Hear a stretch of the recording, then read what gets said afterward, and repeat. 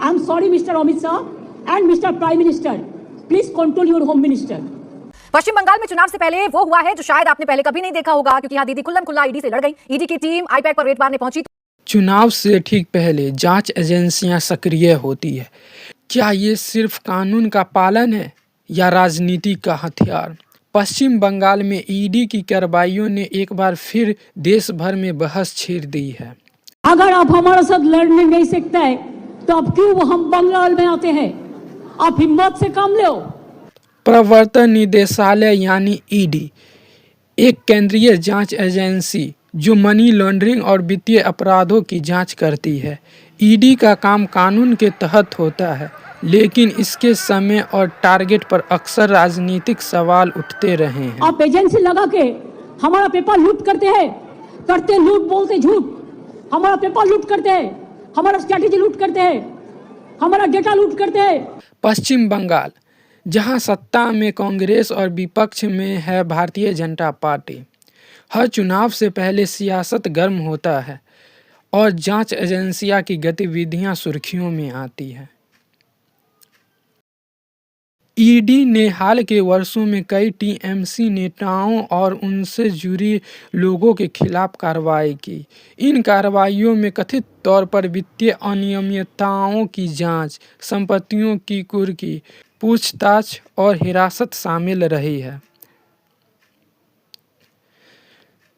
यह सभी मामलाएं जांचाधीन हैं, आरोप सिद्ध होना बाकी है।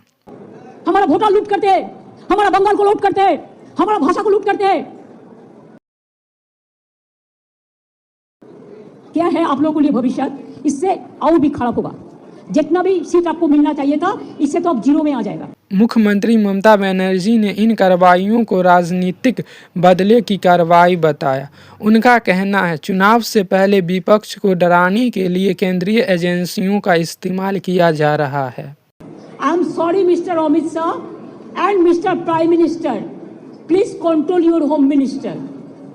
बीजेपी का दावा है जांच एजेंसियां कानून के तहत काम कर रही है। अगर कोई दोषी नहीं है तो डर किस बात का? बीजेपी का तर्क है कि भ्रष्टाचार के आरोप गंभीर है और कानून सबके लिए बराबर है।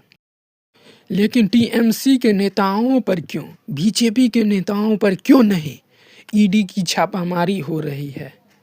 यही है असल सवाल। क्या बीजेपी के नेताओं पर ईडी का जांच नहीं होना चाहिए, या चुनावी मौसम में इनकी भूमिका राजनीतिक रंग ले लेती है? क्या जांच एजेंसियां स्वतंत्र है? ईडी की कार्रवाइयों का सीधा असर पड़ता है जनता के राय पर, चुनावी नैरेटिव पर और लोकतंत्र की धारणा पर। आज की सियासत में सवाल सिर्फ भ्रष्टाचार का नहीं, बल्कि संस्थाओं की विश्वसनीयता का भी है। फैसला अदालत करेगी, लेकिन वोट जनता देगी। यह डॉक्यूमेंट्री सार्वजनिक रूप से उपलब्ध जानकारियों और राजनीतिक बयानों पर आधारित है। यह किसी आरोप की पुष्टि नहीं करता। धन्यवाद।